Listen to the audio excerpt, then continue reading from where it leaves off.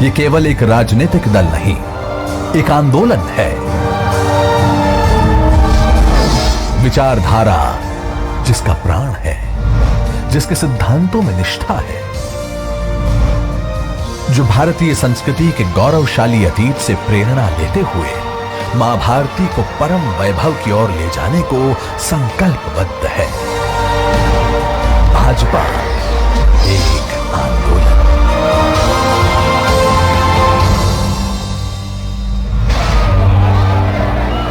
भाजपा की गाथा संघर्षों से गढ़ी हुई गाथा है। ये गाथा है अनगिनत देशभक्तों की, लाखों करोड़ों कार्यकर्ताओं की और ऐसी विभूतियों की जिन्होंने अपने अटूट विश्वास और अथक परिश्रम से इतिहास की धारा को मोड़ दिया, देश की राजनीति को नई दिशा दी, राष्ट्र प्रेम और देशभक्ति की अलख जगाई।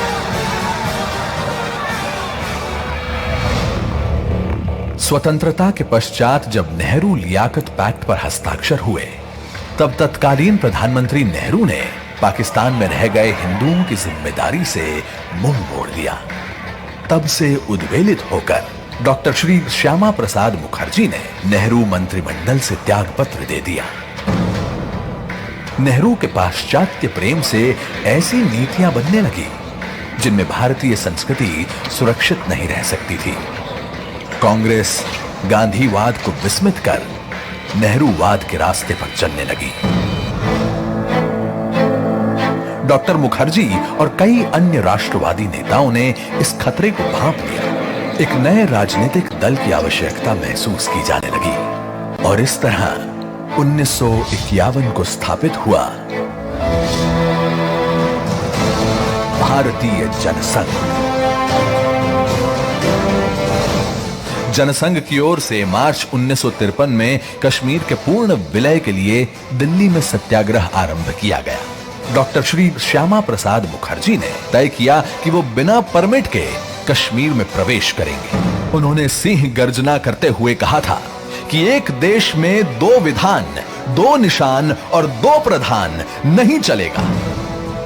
अपनी दृढ़ संकल्प शक्ति और जनता से मिल रहे समर्थन के बल पर 11 मई 1953 को श्री मुखर्जी ने बिना परमिट के कश्मीर में प्रवेश कर लिया और उनको गिरफ्तार कर लिया गया। 23 जून 1953 को संदेहास्पद स्थितियों में वे शहीद हो गए।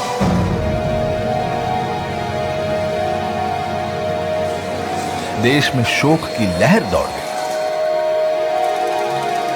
मुखर्जी के बलिदान का असर यह हुआ कि 9 अगस्त को शेख अब्दुल्ला को जम्मू कश्मीर के प्रधानमंत्री के पद से हटाकर बंदी बना लिया गया और जम्मू कश्मीर के लिए परमिट व्यवस्था को खत्म कर दिया गया।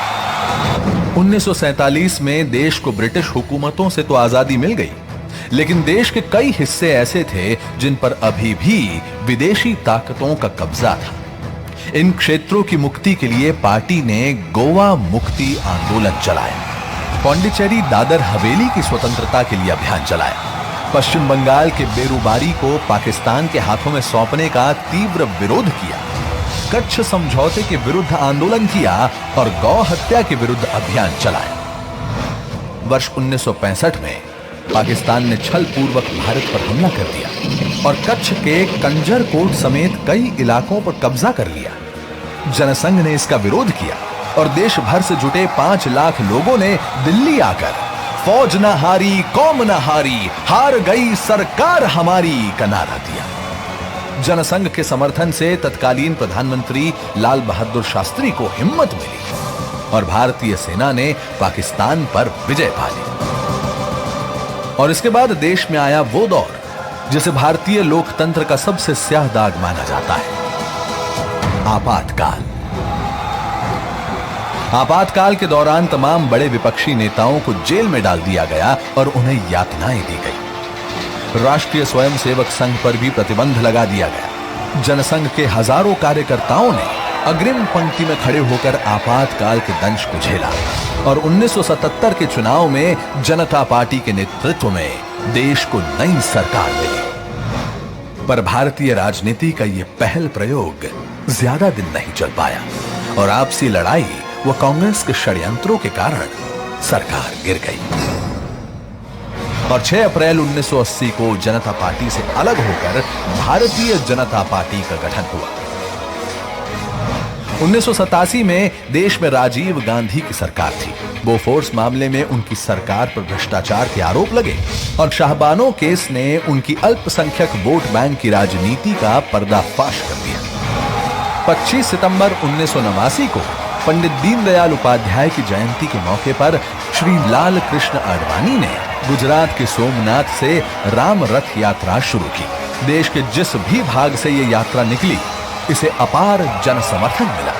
इस यात्रा ने न केवल भारतीय जनता पार्टी की राजनीति को बदल कर रख दिया, बल्कि देश के भविष्य को भी एक नई राह दी। 1991 का वो दौर जब आतंकवाद अपने चरम पर था, उसी दौरान भाजपा ने कश्मीर के लाल चौक पर तिरंगा फहराने का निर्णय लिया। दिसंबर 1991 में भाजपा के तत्कालीन अध्यक्ष डॉक्टर मुरली मनोहर जोशी के नेतृत्व में एकता यात्रा निकाली गई। श्रीनगर के लाल चौक पर 26 जनवरी 1992 को तिरंगा फहराकर डॉक्टर जोशी ने भारत की एकता और अखंडता का संदेश दिया।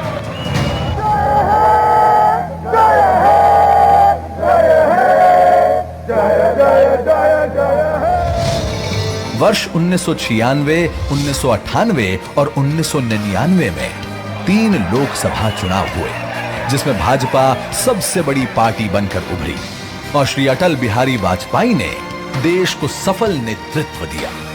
इसके बाद भाजपा को विपक्ष में बैठने का निर्णय मिला और भाजपा ने यहां भी एक सजग और जनता की आवाज उठाने वाले सशक्त विपक्ष की भूमिका निभाई।